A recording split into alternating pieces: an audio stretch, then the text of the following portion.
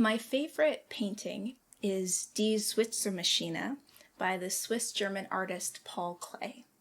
This painting is used in my favorite work of interactive fiction, Fabricationist DeWitt Remakes the World by Jedediah Barry. That work includes a piece of music called This Is My Space Age by Deus Ex Tacitus. These three pieces of art all belong to a category that I like to call uncanny comfort. It's a phrase that I first used to describe the album An Empty Bliss Beyond This World by The Caretaker. There are a couple definitions of uncanny. The first is something supernatural, extraordinary, or otherwise inexplicable. Like Robin Hood has uncanny accuracy as an archer and thus is able to split an arrow in half. The second definition is something mysterious and uncomfortably strange. In psychology, the uncanny is described as the experience of something strange yet familiar, something which arouses a feeling of dread or discomfort because the familiar thing has been made unfamiliar or placed into a context that makes it eerie. Hence the uncanny valley, you get it.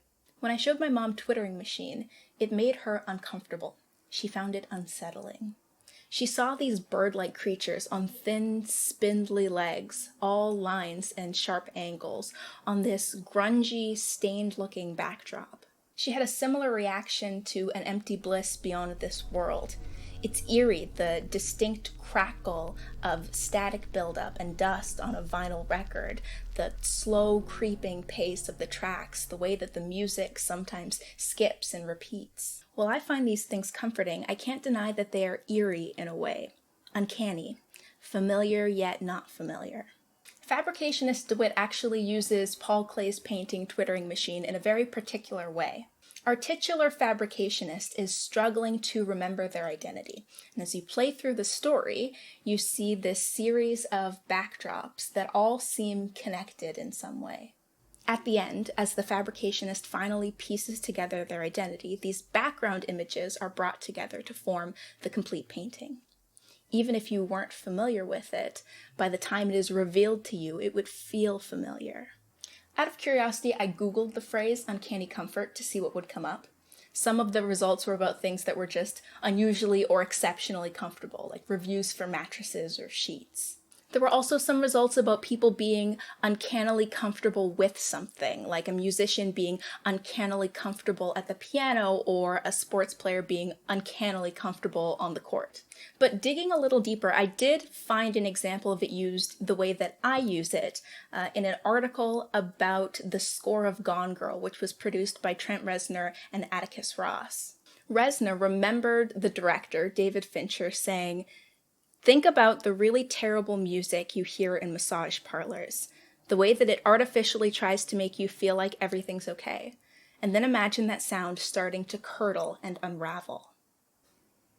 People talk about getting chills listening to Trent Reznor's music, and I think that's exactly right. The uncanny stimulates sensation. It's like ASMR. Some people find it comforting and relaxing, and some people find it deeply uncomfortable. I also think there's an intimacy to the uncanny because of its familiarity. And intimacy can be uncomfortable.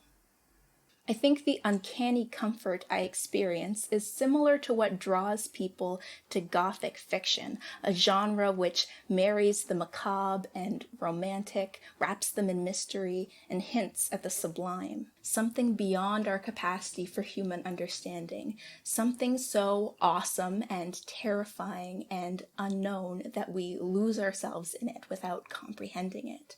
So I'm wondering, do you ever find comfort in the uncanny? Do you know why? Or why not? I think for me personally, it's the intimacy. I'm watching Killing Eve right now, and that show has a very interesting relationship between, the macabre and the romantic, between violence and pleasure. And I think art can be a safe way of navigating the tension and harmony of these seemingly opposite feelings. I'm fascinated by it. I'm compelled by it. And I'm finished my cup of tea. Please do let me know if you have any thoughts on the subject of uncanny comfort. I'll be back next Tuesday with another Tea Time Chat. And I'll be back tomorrow, recapping this week in VEDS and responding to my fellow VEDSies. I'll see you then.